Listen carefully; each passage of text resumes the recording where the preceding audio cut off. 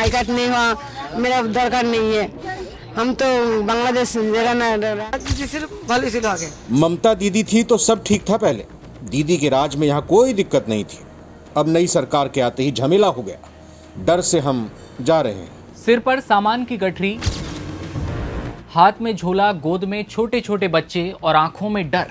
ये तस्वीरें किसी युद्धग्रस्त इलाके की नहीं हैं, बल्कि भारत बांग्लादेश सीमा के पास की हैं, जहां सैकड़ों पुरुष और चेहरा ढके महिलाएं अब वापस अपने देश लौटने की तैयारी करते दिखाई दे रहे हैं। क्योंकि भारत में अब अवैध रूप से रह रहे बांग्लादेशी नागरिकों को लेकर सरकार सख्त हो चुकी है। 2680 से ज्यादा बांग्लादेशी लोगों के नामों की लिस्ट सरकार ने बांग्लादेश को सौंप दी है, ताकि बांग्लादेश उन लोगों की नागरिकता की पुष्टि कर सके और फिर इन लोगों की भारत से विदाई तय हो सके। आगे बढ़ें उससे पहले पश्चिम बंगाल के उत्तर 24 परगना की ये तस्वीरें देखिए। बांग्लादेश सीमा के पास हकीमपुर चेकपोस्ट पर कथित तौर पर अवैध रूप से आए बांग्लादेशी प्रवासियों का एक बड़ा समूह बांग्लादेश लौटने के लिए इकट्ठा हो चुका है। किन हालातों में ये बांग्लादेश छोड़कर भारत आए थे, इन्होंने यहाँ कितने साल बिताए और अब क्यों इन्हें छोड़कर जाना पड़ रहा है, आपको इन्हीं से सुनवाएंगे। पहले ये बता दें कि बंगाल में भाजपा की सरकार बनने के बाद से अवैध प्रवासियों के खिलाफ पहचानो, हटाओ और डिपोर्ट करो की नीति लागू हो चुकी है। जिनके पास वैध कागजात नहीं है उन्हें कानूनी कार्रवाई, जेल जाने और भारी जुर्माने का डर सता रहा है और इसलिए ये लोग अब खुद बांग्लादेश लौट जाना चाहते हैं। इधर सरकार भी पूरी तरह से सख्त दिखाई दे रही है। अब आपको इन लोगों की आपबीती सुनवाते हैं जो अलग अलग कारणों से बांग्लादेश से भारत आए थे और अब लौट रहे हैं। सुनिए। 1 साल बाद में आया था, 1 साल पहले आया था। किस वजह से आए थे यहाँ पर? इधर फिर एक दोस्त से था, घूमने गया था। दूसरा दोस्त का मेरा देश का एक लड़का था, घूमने गया था, उसको साथ में यहाँ में आया था। हम बोला मैं गरीब आदमी है, हम पेट के लिए खाटने चाहता है, तो तुम्हारा देश में की काम होगा? बोला हाँ होगा, बहुत काम बासा बाड़ी काम मिलेगा, हम तो यदि मिलेगा तो हम वो काज करेगा। इसलिए उधर से बांग्लादेश से आया हमें बासाबाड़ी काम दिया, हम काम किया। यहाँ कोलकाता में कहाँ रहते थे आप? मीठापुर कारवाला। तो कितने दिन से है? 1 साल। इस 1 साल में कभी आपने क्या कोशिश की कि आपका यहाँ बंगाल इस देश का आधार कार्ड, वोटर कार्ड या और कोई पहचान पत्र बन सके, कभी ट्राई किया आपने? ना, ट्राई नहीं किया। हम तो जाना पड़ेगा ना बांग्लादेश में, तो हम क्यों ट्राई करेगा? तो वो मेरा बांधवी बोला था जो हम बोलेगा हमने नहीं हम तो बांग्लादेश जाएगा, तो हम क्यों ट्राई करेगा? मेरा आई कार्ड नहीं हुआ, मेरा दरकार नहीं है, हम तो बांग्लादेश रहना है। तो मतलब 2 साल की 1 साल पहले में तो बांग्लादेश जाना है, तो हम इधर करने क्यों? तो बोले ठीक है। अभी अचानक आप जाने लगे बांग्लादेश, आपको पता था कि इसी टाइम जाना है? नहीं, इसी टाइम जाना है ना। मेरा हमारा दादी मारा गए एक है, और फिर जगह ने काम करता था उसको बोला इधर एनआरसी चालू हो गया, तुम्हारे मैंने राखबे ना, तुम्हारा राग नहीं रखने चाहिए, तुम्हारे देश में चल जाओ। आपके परिवार में कौन कौन है? हम परिवार माँ है, एक बच्चा है, मेरा भाईजी है, छेले है, हमारे भाई बहन सब है। बच्चा भी है?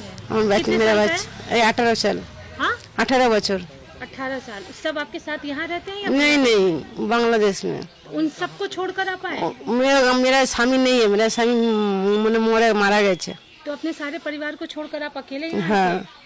और कुछ पैसा वैसा भी दिए थे यहाँ आने के लिए? नहीं, हम 500 रुपया दिया था उसको, सिर्फ यहाँ आने के लिए? हाँ। इस बीच में घर वालों से बात होती थी? हाँ, फोन में मैं बात करता था। हम यहाँ बांग्लादेश में कहाँ घर है आपका? कलरा थाना, सातक्षीरा जिला, और सरसकाटी हमारे बाड़ी। यहाँ बांग्लादेश जाने के लिए कितने देर से आप यहाँ इस चेक पोस्ट पर हैं? यही तो 1 घंटा हुआ इधर। हाँ। यहाँ बात हुई पुलिस से? क्या नहीं। तो आपके पास कागज पत्र है? हाँ। दिखाने का? हाँ। क्या है? आई कार्ड है और आधार मैंने जन्मबंधनी कार्ड है। कहाँ का है? बांग्लादेश का। मैं 3-4 साल पहले यहाँ आया था, यहाँ किसी परेशानी का सामना नहीं करना पड़ा था। बीजेपी सरकार आने के बाद अब झमेला हुआ है तो जा रहा हूँ। बाप नहीं, माँ नहीं, मेरा कोई नहीं है, अकेला रहता हूँ, कमाता हूँ, खाता हूँ, पैसा वगैरह कुछ नहीं दिया, मेरे पास कोई कागज़ नहीं है। ममता दीदी थी तो सब ठीक था पहले, दीदी के राज में यहाँ कोई दिक्कत नहीं थी। अब नई सरकार के आते ही झमेला हो गया, डर से हम जा रहे हैं। बांग्लादेश ठीक अच्छी। सरकार ने हमें यहाँ रहने से मना कर दिया है। 5-6 साल पहले आया था मैं यहाँ रिक्शा चलाकर पेट पालता था, लेकिन अब सरकार ने कह दिया है कि हम यहाँ नहीं रह सकते। बता दें कि पश्चिम बंगाल सरकार ने अपनी पहचानो, हटाओ और निर्वासित करो नीति के तहत अब तक 11 निरुद्ध केंद्र तैयार किए हैं, जिनमें 335 अवैध प्रवासियों को रखा गया है। बांग्लादेश की सीमा से सटे उत्तर 24 परगना जिले के बशीरहाट में सबसे ज्यादा अवैध प्रवासी हैं, जिनके बांग्लादेशी या रोहिंग्या होने का संदेह है। भारतीय विदेश मंत्रालय के प्रवक्ता रणधीर जायसवाल के साप्ताहिक ब्रीफिंग में ये कहा गया कि भारत में रह रहे सभी अवैध नागरिकों से कानून के मुताबिक निपटा जाएगा। कई मामलों में ये वेरिफिकेशन 5 साल या उससे ज्यादा समय से लंबित है। हमें उम्मीद है कि इस खास मुद्दे पर हमें बांग्लादेश सरकार से जल्द ही जवाब मिलेगा, ताकि दोनों देशों के बीच मौजूद द्विपक्षीय व्यवस्था के आधार पर यहाँ जो लोग रह रहे हैं, इन लोगों को वापस बांग्लादेश भेजा या निर्वासित किया जा सके। सरकार इसे राष्ट्रीय सुरक्षा और कानून व्यवस्था से जुड़ा मामला बता रही है, जबकि इस पूरी प्रक्रिया पर राजनीतिक बहस भी तेज हो चुकी है।